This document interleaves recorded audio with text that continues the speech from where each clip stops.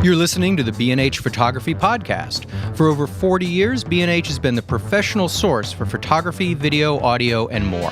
For your favorite gear, news, and reviews, visit us at bnh.com or download the B&H app to your iPhone or Android device. Now here's your host, Alan Weitz.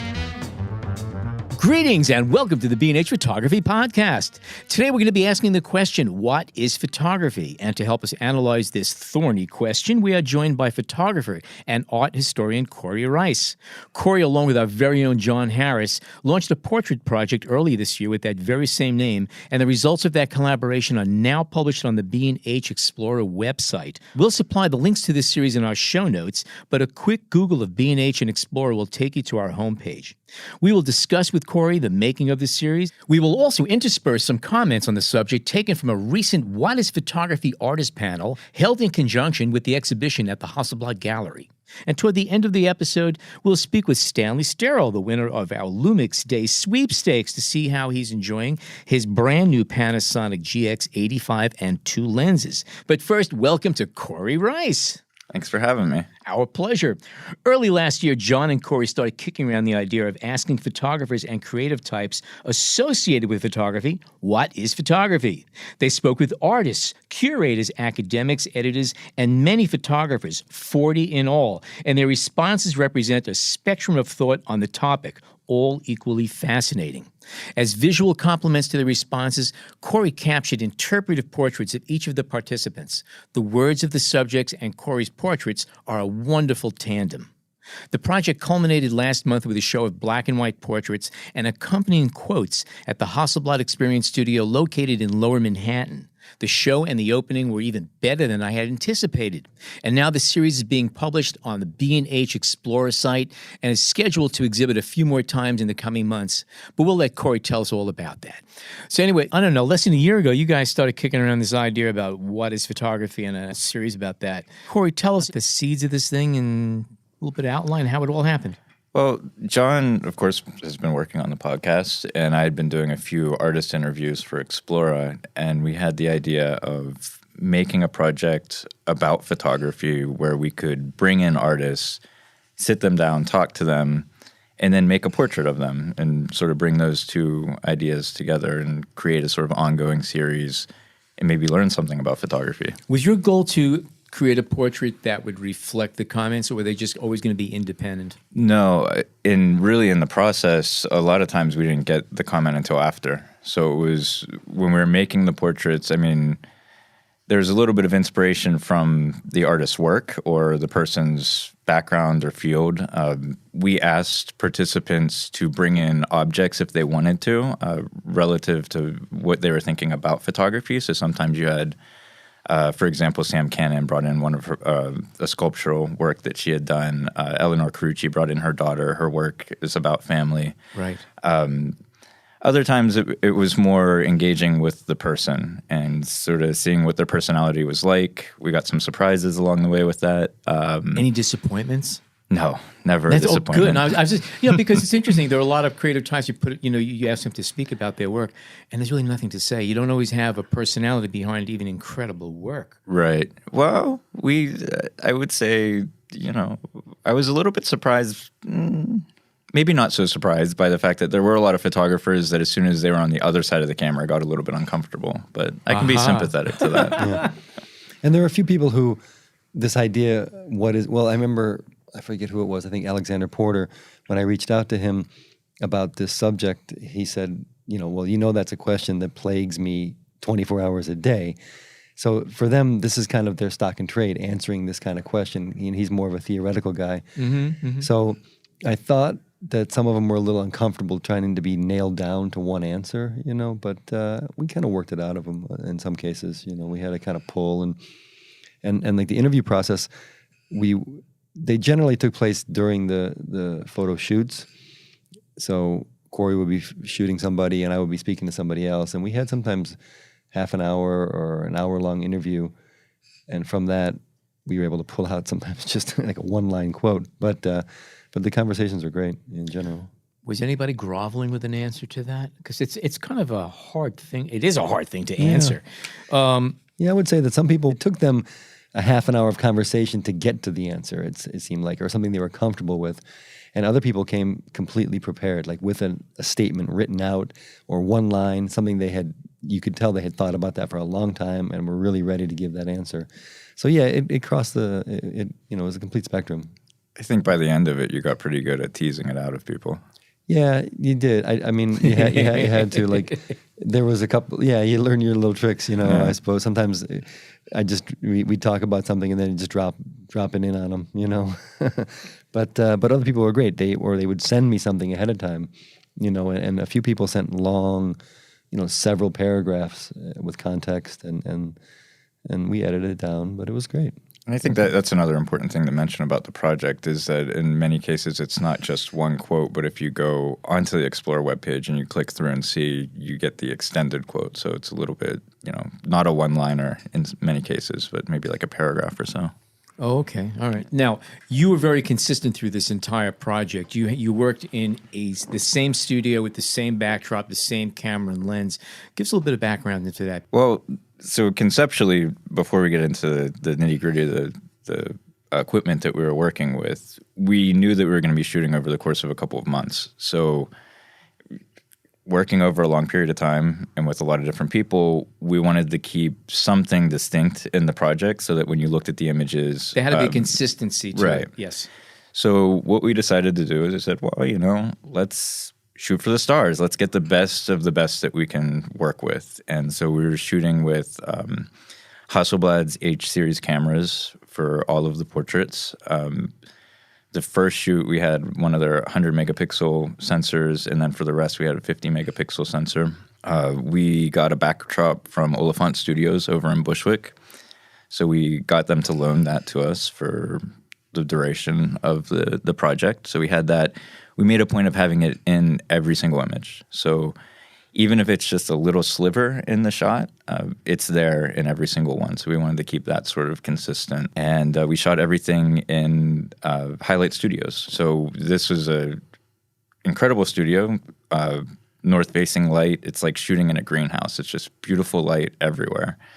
And that made things really easy. By the way, back if you turn back the clock over 100 years, all the photo studios in Manhattan were essentially in the spaces like you were working in, a top floor with a huge, slanted window facing. That was the light. That was the studio. Yeah, and that's kind of what we were sort of aiming for. And it kind of continuing with that, we ended up making all of the images black and white. So it adds to that sort of thinking back to the history of portrait photography and portrait studios. And yeah, the light was great. That's one thing I wanted to ask you about. It is all black and white, and it's lovely, and it's a consistency to it. It really holds together as a unit. Were you always black and white oriented towards this? Because shooting with the Hasselblad, you're capturing color anyway. So Right. did you do any in color just to see how they played out before you committed? Of course, we were shooting in color, so we saw what they looked like in color. And there were a couple instances where John and I sort of went back and forth about whether we would make an exception for one image or something like that. We decided against it in the long run, but there's definitely some images from the project that are in color that I still love as just color images. Because that could work equally well. I mean, you could have predominantly, monochrome, and every once in a while a little pop of color where it comes up. But I was curious to know whether that was a consideration at all. It definitely came up. Yeah. It definitely came up in conversation for sure. But one thing I wanted to ask or comment on and ask, because I tend to forget exactly how a lot of these ideas first came to be. Yeah, who started it? Who initiated this converation? Yeah, you that's guys? a good question. I think we were getting a coffee one day, right? Yeah, well, we were talking about trying to do a project that was a little different from what we normally see on the B&H site, and Cory's an experienced portrait photographer and art photographer, so we thought, well, let's try to use those talents and how we're gonna kind of integrate it in something that would work for our site. And that B&H would also be okay with. And that B&H still be okay with. And in my memory, it all kind of was like a cobblestone, a yellow brick road. We kind of said, all right, well, if we can get this backdrop that, you really wanted to work with, Oliphant backdrops, which are, somewhat legendary in the business. Yeah. Annie Leibovitz uses them. They're all over Vanity Fair, and they produce for Broadway shows, and Not to be a name dropper, but I have also rented from Sarah Oliphant in the past. Really? Wow. yes, I Okay, I have. got to note that then. And anyway, so we reached out to them, and they were great, and they said, "Yeah, sure, we'll loan you one." I mean, everything that we got, we had to kind of ask for because there wasn't any budget for this project at the beginning, and once they said yes, we kind of realized, all right, well, we have something going here, and then we were able to get the studio, and we were able to get the camera, and these things all pieced together, and then we kind of decided, well, what are we going to do? How are we going to do this? And as Cory mentioned, because we were thinking about a wide variety of people and bringing in different views on the subject, and views that we don't often talk about here at B&H, more from the art side and the theoretical side. I guess the idea to keep the look consistent was the one thing that would remain consistent, other than the three items that we mentioned. And I think it's also worth mentioning that the goal of this project wasn't to sell anything at all. This was strictly art. Yeah, it was, and the company yeah. backed you up on it, which I think is really tremendous. And I think as the project developed, to me, it became kind of a documentary project in the sense of, all right, we're documenting what photography is now to this crew of people in the New York scene. Although not everyone was from New York. But now you photographed, 40 people altogether and interviewed. How many people did you reach out to out of that? Because I know that not everyone was agreeable to this for whatever reasons. Well, geez, how many do we reach out to? That's probably double that. about double. I mean, we came up with a list at the beginning of the kind of the 10 or 15 people that we really thought we would like to be involved, and a handful of those said yes. Most either never responded or were unavailable. I mean, we get a lot of positive responses, but people just couldn't fit it in the schedule because we were trying to cram everything into this 2-month period, and it was in the summertime. I think it helped too once we started to have images to show people. Yeah. When we very first started out, it was a little bit trickier because nobody was really sure what we were doing. It was vapor, but all of a sudden you have something concrete, and they go, okay, they're serious, and it's good. And in some ways we got lucky because that first day, our first day of shooting, we had Eleanor Carucci and Amr, and those two photos turned out to be great, and the vibe that they brought to the whole day was helpful. And with those two photos, we were able to, I think, gather in a lot of people. I think the fact that Eleanor was involved and the photos were there was credibility, all of a sudden. Exactly. Yeah. And also, when somebody was photographed and they enjoyed it, they said, "Hey, why don't you think about so and so?" So we called them. So the thing kind of took a life of its own in some way. And but we did reach out to a lot of people, and we kind of aimed high in the terms of getting some real celebrities and some huge names in the photo world. Now, you used photographers, but it was not all photographers. What are the categories of people that you interviewed? Now, I know you had a book publisher, at least one publisher, curators, editors, academics, technicians, and a lot of photographers and people who cross the line, videographers, filmmakers. Right. Josh Begley, whose answer when we asked him what is photography, he says, I don't know. I've never owned a camera, but he does. I've owned a lot, and I'm still not sure. Yeah, exactly. And he's somebody, I guess you'd call him a digital artist. He creates apps, and he pulls images from the web to create photo series that are kind of questioning the what photography is in our day and age. So it was a pretty wide range, and that was the idea. Most of that came through Cory, I would say, or at least his thinking on the subject. We didn't want it to be just photographers. We kind of wanted to see all of the different types of people that get involved in the photography world. It was a big people part of that just basically crisscross photography. Right. Yeah. It's part of their life. What was the most esoteric response you got, or one that took you by that, blindsided you? I would say that the answers kind of broke down into 4 or 5 different types of answers.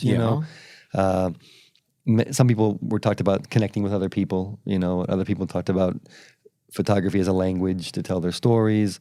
There was a group of people that I would say were people who were talked about manipulating light and time to do something new, and like Josh and a few other people, there were people said, well, I'm not really a photographer, or am I a photographer? They were questioning our question, Sam Cannon being one of them. And Sam is an artist and a director who is known for her music videos and animated GIFs that tend to blur the line between still and motion photography. I don't know if I'm a photographer. I do primarily work in video. I work in a lot of really short videos. That doesn't really mean anything today because most videos are really short now, but it can range anywhere from 15 seconds to a couple of minutes. Basically just not feature-length films. And I'm really interested in making looping videos that don't have a clear start and end point.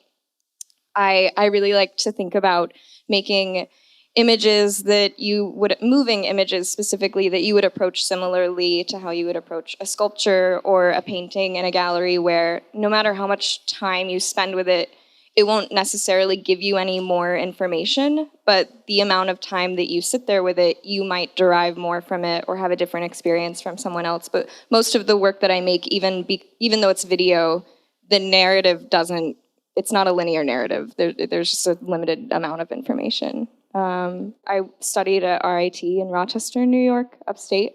And before going to undergrad, I had a really, really hard time deciding if I wanted to study photography or if I wanted to go to film school. And I ultimately chose photo. And I think it was mostly because I wanted to be able to manipulate images pretty easily. And at that point, my understanding of that lent itself better to photography than it did to video. I also am very interested in working alone. I like being in my studio. I like kind of like wandering around in landscapes alone and making pictures. And the idea of being a part of a huge film crew didn't sound fun to me at all. So I went to photo school, and I immediately regretted it. Because I loved the school that I went to. I had a great experience, but I missed the motion so much, and I knew that there was this huge thing that was missing, and I didn't know how to get it back, and I didn't want to change the path that I was on, and so I started making GIFs. It was just kind of accidental. This was 2011, 2012, and GIFs were mostly just being shared on Tumblr as reactionary images or recaps from TV shows. And there were some illustrators that were making really cool artwork using them, and a couple of videographers and photographers, but there really weren't that many people using it in that way yet. A lot of the work that I make is about bodies, about women's bodies specifically, about the way that images of bodies are shared and consumed online, but also the work itself is usually speaking somehow to just the internet and image manipulation and the way that we understand images. I've always felt that, especially now, people assume that most images are manipulated, that it's become a part of our larger understanding that when we see things online, they're not real. And I find a lot of freedom in that and a lot of permission. I like to use liquid in my work because I'm normally dealing with women's bodies, and I'm normally doing some kind of collage, even if it's subtle. I'm putting multiple images together, and so working in collage, I wanted to find a way to collage women's bodies that didn't feel violent to me. Collage traditionally is a process of cutting things up or removing things, and so I felt that if I used liquid, I could use it as a way to reveal information and reveal what I wanted to shoot, rather than having a process of extracting something, which didn't seem right. And then liquid is also, it's beautiful, so that's kind of an easy entry point. But also, I feel like it speaks to a transitional space, a fluid, constantly changing space, and then also the womb and the sounds that I make for the videos are usually womb-like or sound like ultrasounds and things that I find really calming, droning things that you listen to. So part of the reason why I fell in love with making GIFs early on was because they were so restrictive, and I really fell in love with how can I tell a story in this format? How can I make something that I think is beautiful but is still going to be able to upload somewhere? I shoot everything, so I'll get all of the footage. I use a lot of different cameras. I primarily shoot with either Canon or Sony, and then I build the final video out in After Effects, and sometimes still will go into Photoshop for certain things if I need to, but I'm mostly just working in After Effects. People don't always realize that I'm shooting the things that I'm making, or how many actual things are added. They're like, oh, it's just a landscape that has one thing in it. I'm like, no, that's like 300 different layers of things in that video. But yeah. Thank you so much. All right. Cool. The answers that you got to the question are all over the place. Which ones do you think connect between the answer and the visual? Are there any that sort of, you look at the two and you'd say, okay, that's a match? Well, I think in the editing process, when I was making the image, if I hadn't already heard what the quote was going to be, and it was more of, like I was speaking of earlier, where it was sort of a collaboration and figuring out something about the person's personality or trying to reflect their work, when we got around to the editing process and the selection process, we did have the quote.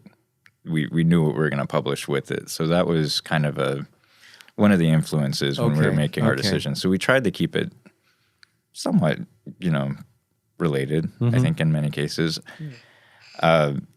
Eleanor's image, I think, is one of the ones, saying, what was it, John?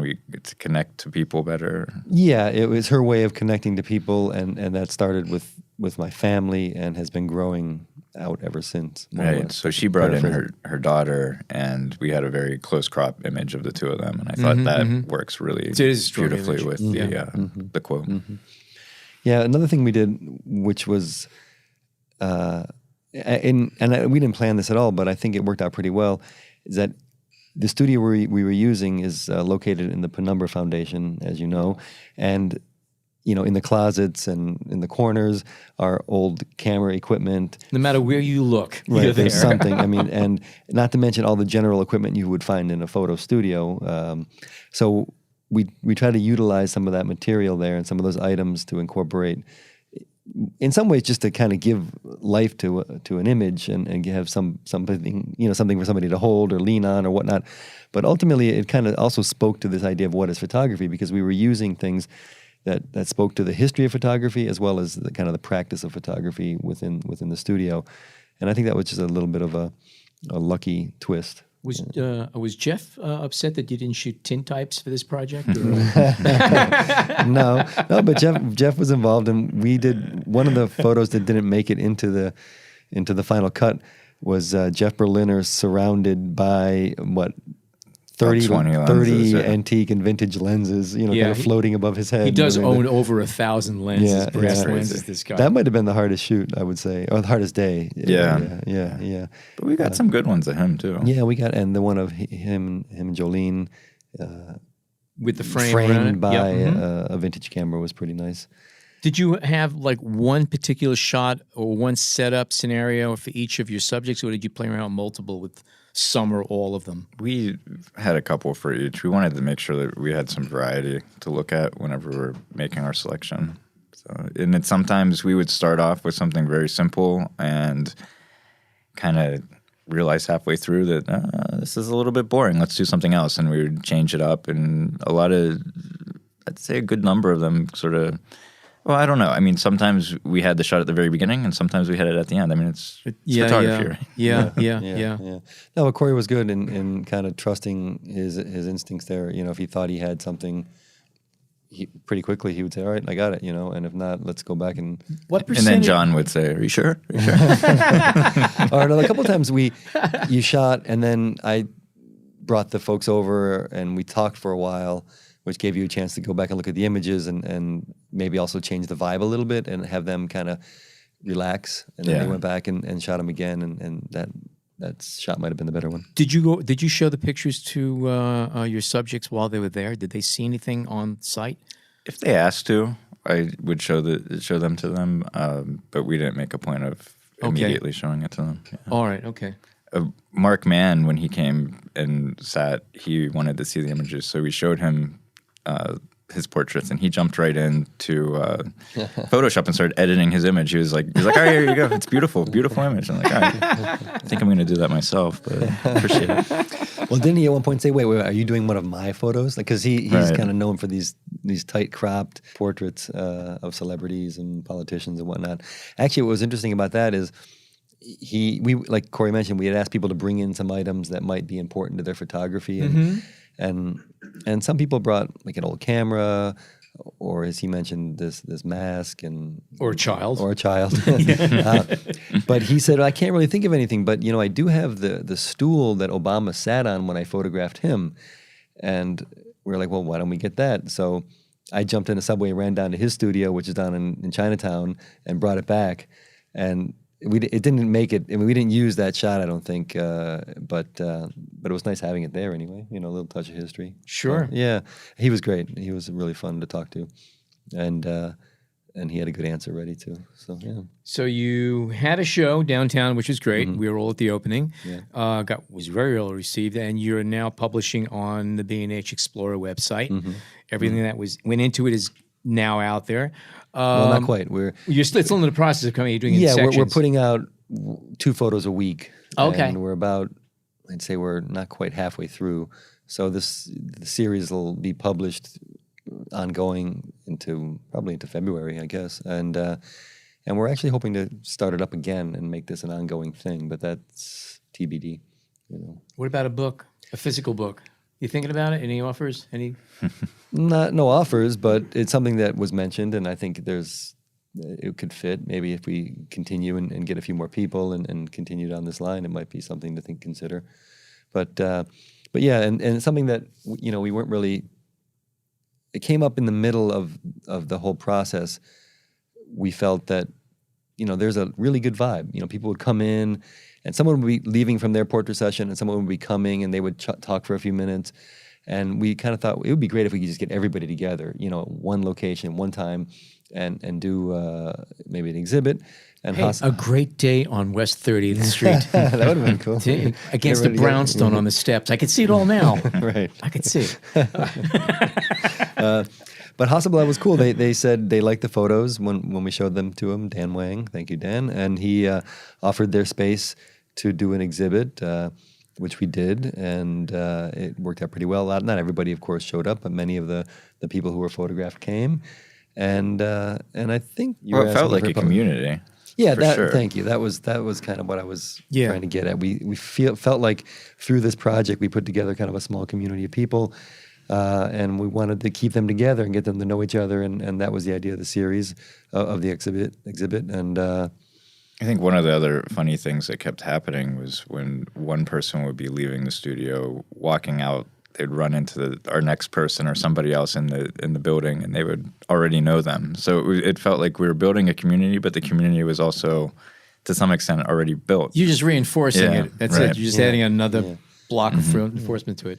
Yeah, which I thought, led to this idea of a document of time and place. It kind of gelled. Sometimes a project takes a life of its own, and I think this happened. I think that as the project grew and as the vibe got better, and the work, Cory's work was clearly good, people gravitated toward it, and that was really nice. What kind of now you went into this project with certain expectations and understandings and perspectives. How did it change at the end? Are you looking back at it with from a different point of view, or would you approach it differently again, or moving forward based on what you already have experienced? I don't know if we had too many expectations going in. I think a lot of it was we were kind of flying by the seat of our pants a little bit. There was no budget. I think we were both surprised that the people that gave us their backdrop and their gear actually did give it to us for that time, with really no questions asked. It was like, yeah, go ahead. And we said that if this ever comes together, we'll link you guys and talk about your gear and stuff. But we weren't even sure that B&H would publish it when we started photographing this. And this is what I was kind of getting at before. It seemed like in the middle that the best result for this would be an exhibit. It seemed to feel that way. It seemed to feel almost more so than a publication, than an exhibit, and bringing people together, kind of a celebration, was the best outcome for this. And we were able to do that. And actually, we're going to do more. We have a couple of exhibits planned at Depth of Field here at B&H, and something that's just getting organized now for International Women's Day.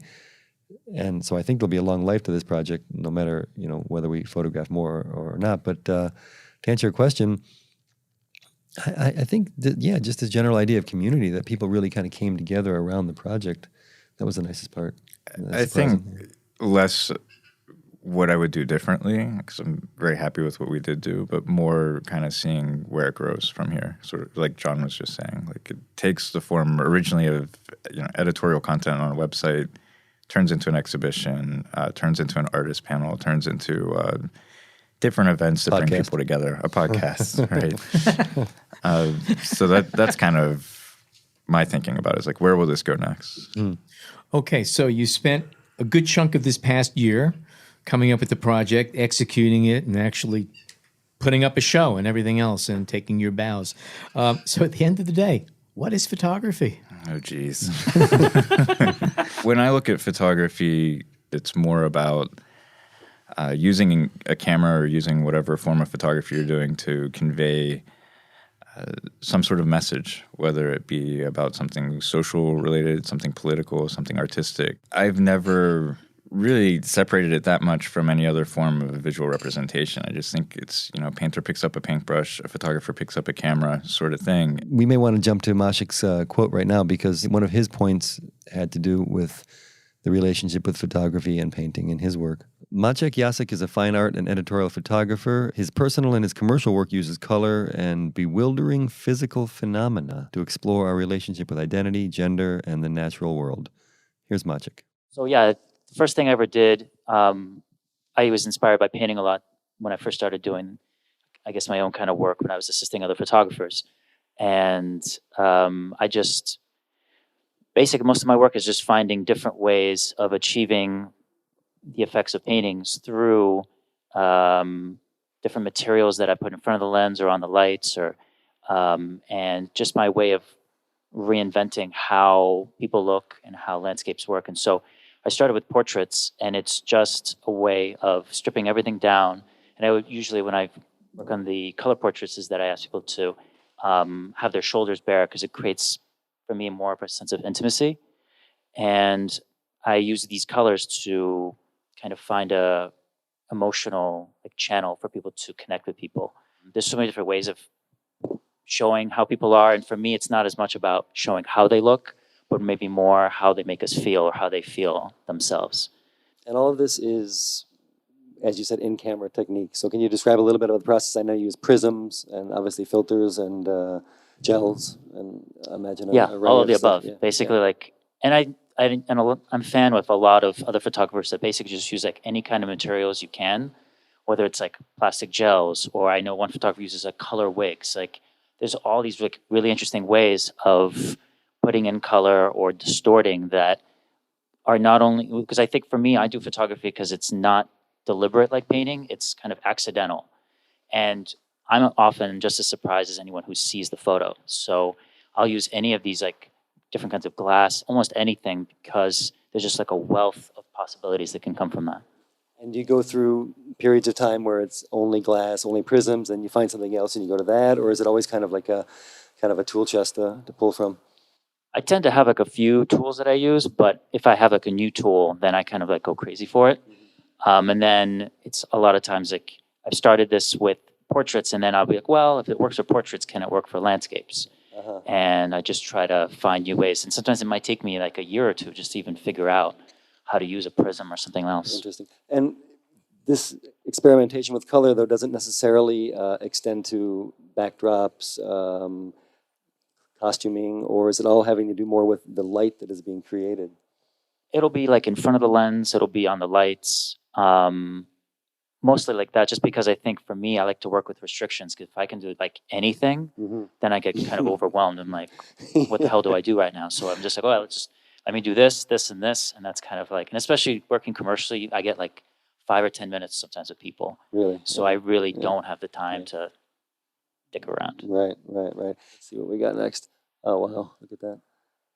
So it's basically, this is just a series of nudes that I started doing, the same techniques as the portraits, but I really had emphasis on movement and trying to find different ways of making movement, because a lot of people times when they see nudes, it looks like sculpture or it looks like dance, people are like, oh, it looks like sculpture, dance. You kind of shut off emotionally. Right.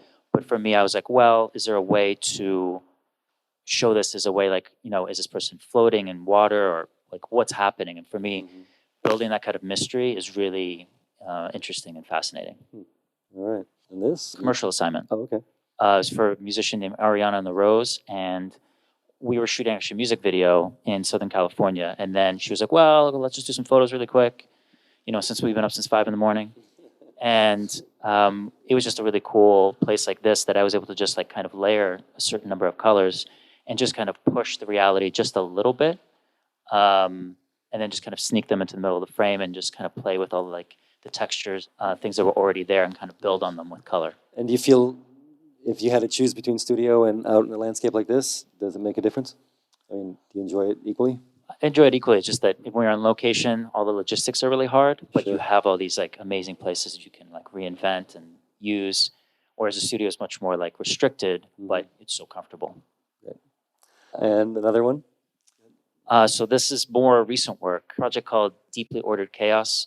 It comes from a lot of my like admiration and wonder about Francis Bacon paintings, and making photography even more like painting, where I'm like using like in-camera techniques. This is using a prism for kind of really kind of pushing the boundaries of how a person can look, and kind of still retaining human qualities, and also like heavily distorting people, and also in these like kind of very organic ways.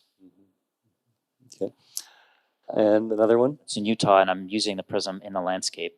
And I'm just basically reflecting parts of the other landscape into this landscape. Oh, wow. Okay. So it's a kind of difficult, because instead of like framing it like, okay, this is what it's going to look like, I have to frame it how this landscape is going to like reflect into this landscape. So it becomes kind of very convoluted, but it affords me this opportunity to totally reinvent the landscape. And how long will you be out there for a shoot like that?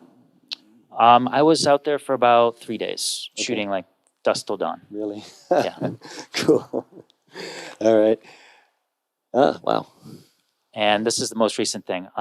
This was in Iceland a month ago with my girlfriend, creative partner, Erica, who's in the back there.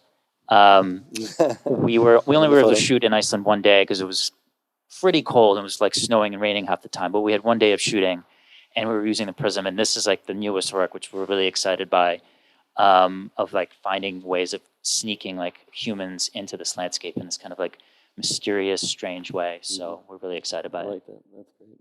So after all is said and done, after photographing these people, hearing their responses, anybody's quote or thoughts that maybe just really triggered you a little bit and made you just stop and pause and reassess what you already had going on in your head?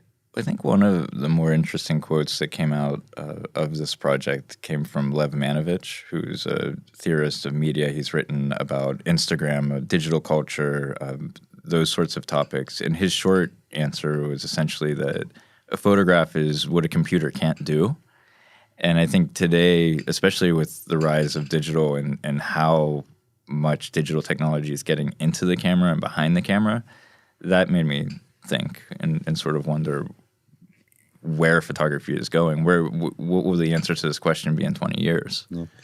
By the way, did you see that there was an article about artificial intelligence? All those AI-generated portraits of I sent you the people video never for exist? that last night. Yes. Oh, did you? Yeah. Okay, all right. Yeah, It's that's actually crazy. quite frightening. I Just mean, today. for those of you wondering what we're talking about, there was a series of portraits that were released that were all put together through artificial intelligence. The people do not exist, but you'd swear you know all these Old people, babies. Yeah, I mean, it really was very frightening to see all that stuff. Not as frightening as a baby with teeth. Did you see that one? Oh, I shared that with a lot of people. Yes, I loved it. But one thing that we didn't seem to cover a lot in this, although we did have a sports photographer, we didn't have, and many of the photographers do commercial work, there's no doubt, but we tried to shy away from some of the areas of photography that B&H covers a lot, which would be landscape Weddings. photographers, wedding photographers, to some degree, wildlife photographers. But interestingly enough, we did talk a lot about where the divide between a commercial work is and where an artistic work is, how these photographers look at different aspects of their photography. One thing I found interesting with the people that we had is that there's, and this may get back to this idea that we tended to look more to the art and, in my case, the documentary and photojournalistic side, but we had kind of this clean split between people who were about documenting their story and doing it as true as possible, if you can use that word in photography anymore. And then we had this other set of people who were all about manipulation, the idea of just putting a pure image wouldn't even be part of their thought process. I think what was Ben Zank's quote? Something, is bending reality to my will, that kind of idea. And I guess that's the history of photography, right? I mean, documenting what you see and trying to, create something that you don't see. But we had a nice little group representing both camps, I thought. I always found no difference between straight and manipulated photography because every photograph you take is manipulated. Okay, if you're shooting color, the film itself determines the color, not you or your settings. Okay, there are certain presets. And even just making it tonal adjustments to your picture, you are changing what is so. Even if you just have a phone, you see what you can do to your picture on your phone, you're manipulating no matter what. And even the capture. And that's what Maciek said to some degree. It's a 2D representation of a 3D world. Right. Yeah, it's a transformation. I think when a lot of times people see my work, they're like, "Oh, I really like it. How'd you do it in Photoshop?" And that's just like the expectation that it's fake. And when I'm like, "No," they're like, "Oh." And then they get kind of confused. And then they're like, "All right, now how do you do it?" And I'm like, "No, let's keep it mysterious, man." And that's usually doesn't fly that great. But that is the same idea. I think that we live in a world where there's so much things that are fake that when you like kind of insist that something is real or like it's not what someone thinks, we've lost that ability to kind of see what's real. I mean, it's obviously a huge problem. But also, as visual artists, we kind of have to keep that in mind at all times. Yeah. Actually, it reminds me, the gentleman in the photograph who's back there with his hand in here, his name is Amr Alfiki, and his quote, it was shortened, "Photography is revolution," but the longer quote goes on to say that, if photography is not truth, we're in a lot of trouble, which speaks to this. But I also want to throw this over to Miranda. I thought that your quote, responsibility and revolution, went hand in hand with each other very well. And your work clearly is documentary based and not a lot of manipulation, or at least it wouldn't seem that way. How do you feel about that subject of manipulation? Miranda Barnes is a documentarian and photojournalist whose clients include the New York Times, Time, Vogue, and New Yorker Magazine. Here's Miranda. And because I went to a criminal justice school, that manipulation was like never a thing. So I feel like I've never been able to like experiment. And maybe hopefully down the line I can, but yes, I cannot doctor any of my photos. Time, New York Times. It's like, even when I like have to text an editor, I'm like, okay, I'm gonna edit the photos. They're like, what do you mean by that? I'm like, no, you mean just look at all them through.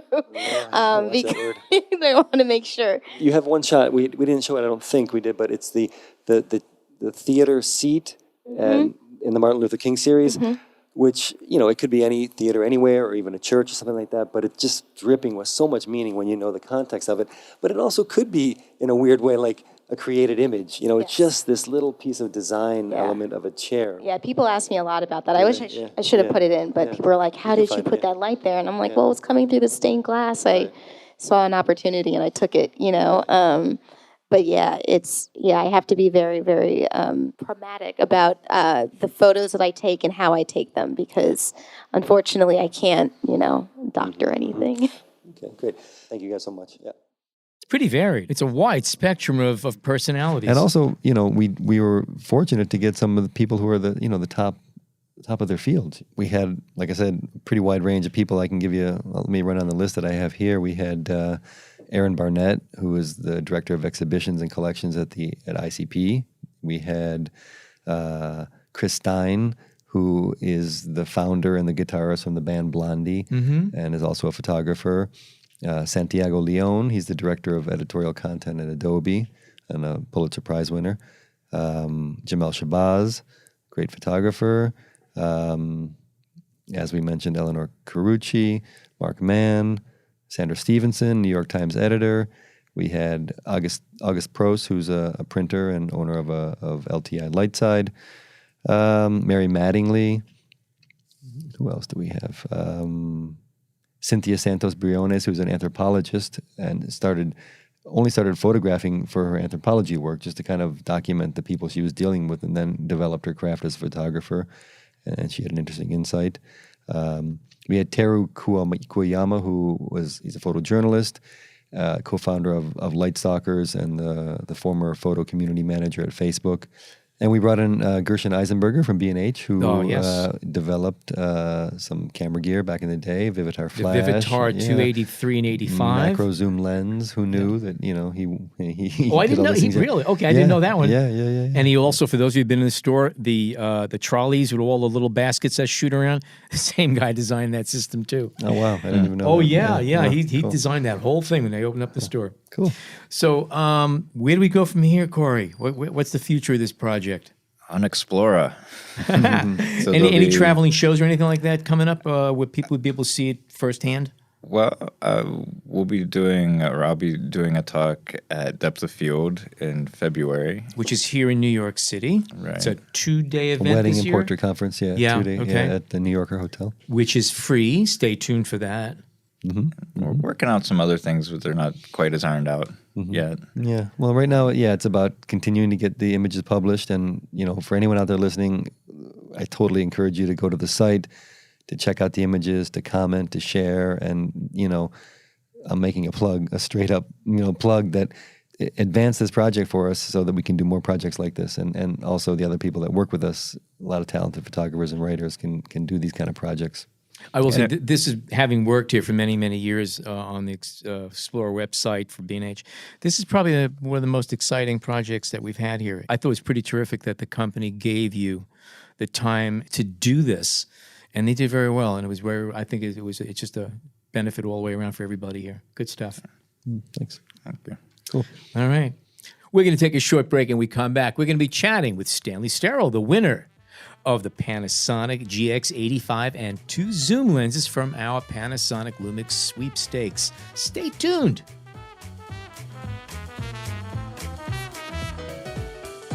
We hope you're enjoying this edition of the B&H Photography Podcast. Send us a tweet at BHPhotoVideo, #BHPhotoPodcast.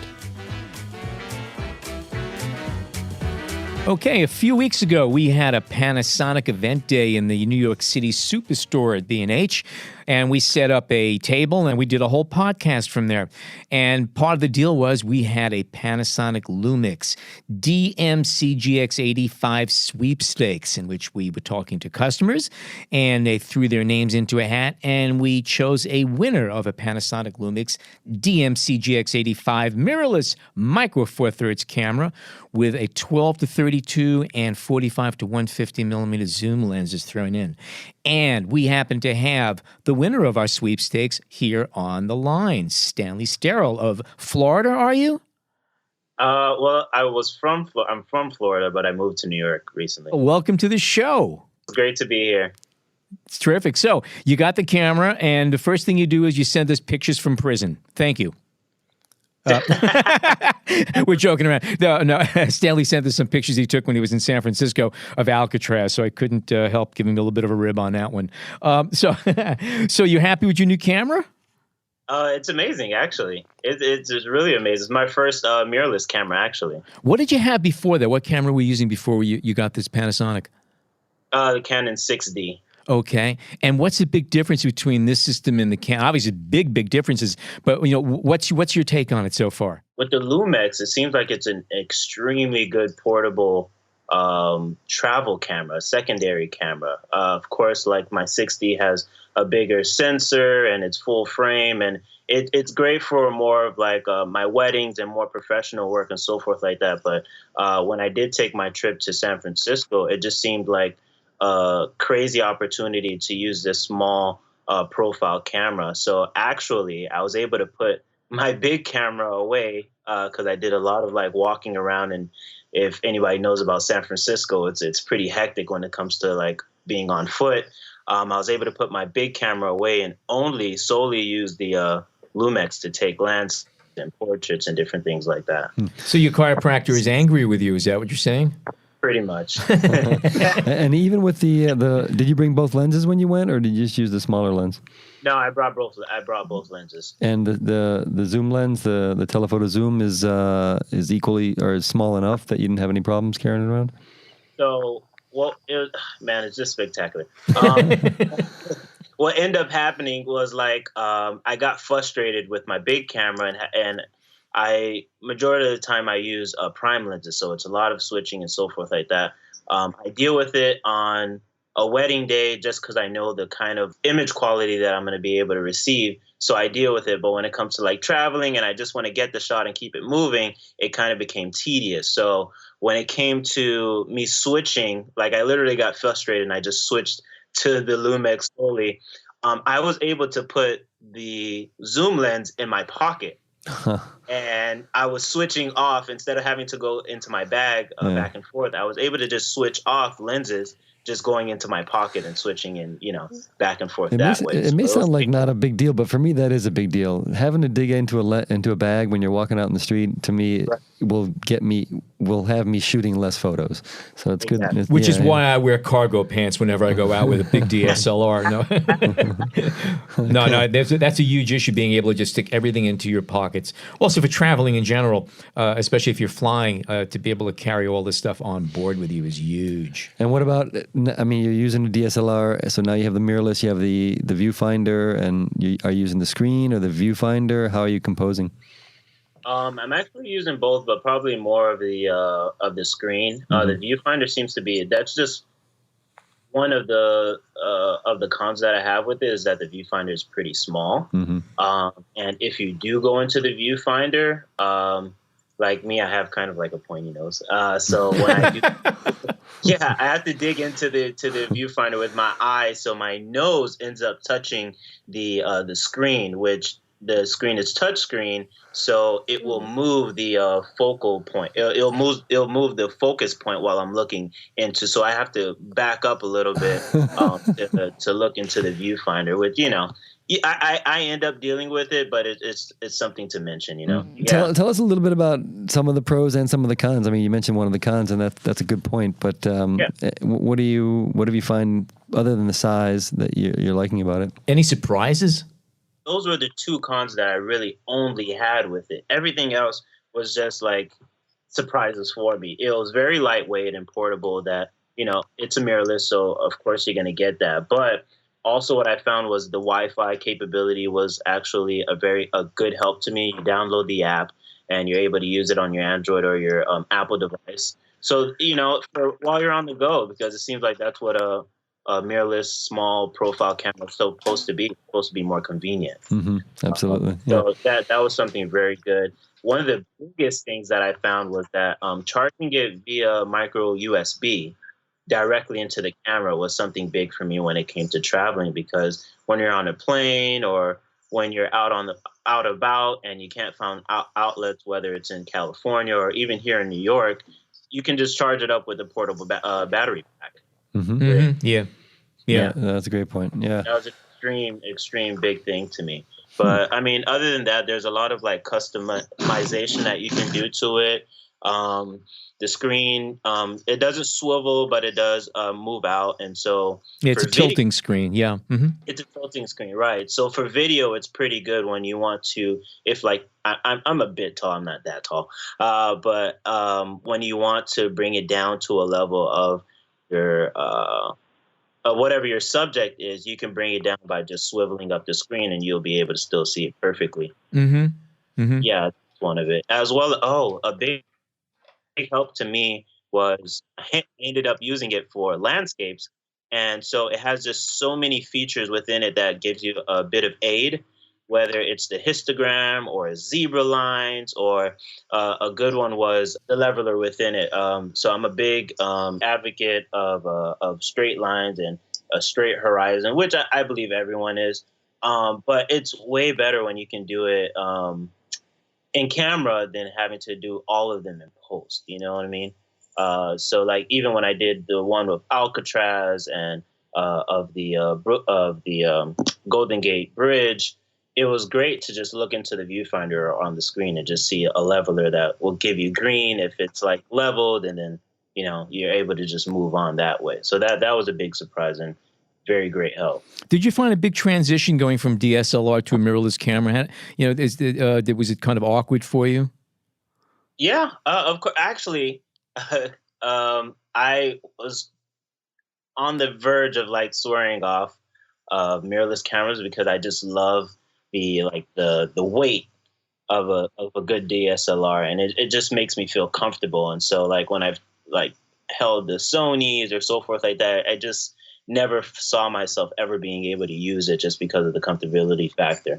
But when I did like just switch off into the Lumix, I guess it grew on me. And honestly, it's not me just trying to advocate for the Lumix. It just honestly, it just worked for me. So yes, it was a big difference, but it's something you can definitely get used to. And how about, did you handle the menus pretty easily? Was there any learning curve on that side, or much of a learning curve? Of course, I haven't really used a Panasonic camera on the regular before, so it definitely was different from Canon, but it was pretty straightforward. Right. And that you can use the screen, and you don't have to just use like the tactile buttons on the right of it. It was pretty easy to get through. Did you find yourself using the touchscreen a lot? Yes. Yes. I'm a big advocate. Intentionally, we're talking, not your nose. Cool. Oh, can I add something? Yeah, actually? Please.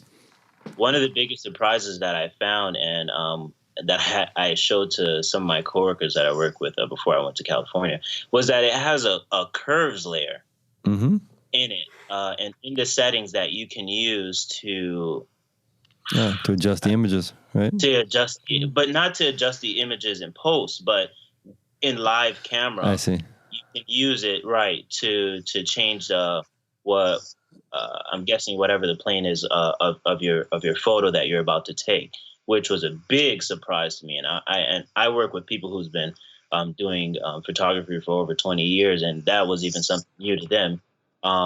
So that's definitely a feature I would not want anybody else to pass on. All right. Well, sounds good. Anything else you want to throw in there? I mean, any plans for using it? Will you incorporate it into some of your work as your second camera, or do you think that the Canon's going to get sold anytime too soon, or what's the future looking like? Most definitely, I feel like I'm going to be able to add it into my workflow. Really, what I want to try it with is with the 4K video, although it does have the micro four thirds, but that is actually something that's been like a rave in the film community. So that's definitely something, the next venture. Have you shot much video with it so far? I haven't shot much video on it. I've tried the video and was pretty impressed with it, just due to you being able to change the aspect ratios in it to get the black lines. Or to at least get the black line references in it, and the picture just looks really good as well in it. So that's just the next venture. Fantastic. Well, it sounds like you're having a great time with your new camera. We're really happy for you. And Stanley, thank you so much for being a B&H customer, and thank you so much for joining us today. Thank you, guys. It's a true blessing, man, just to meet you guys and have this opportunity. And yeah. All right. Thank you so much. Enjoy the heck out of your new camera and new lenses. And back here in the studio, thank you, Cory, for joining us again. And thank you to John for joining us. Thanks for having us. Yeah. Great talking about the show. And again, for those of you who are not familiar with What is Photography, just go to B&H Explorer, Google What is Photography, B&H, and you'll be able to find a bunch of great stuff. Great comments, great photography. And for now, if you are not a subscriber to the B&H Photography Podcast, keep this in mind. The best things in life are free, and the B&H Photography Podcast is absolutely free.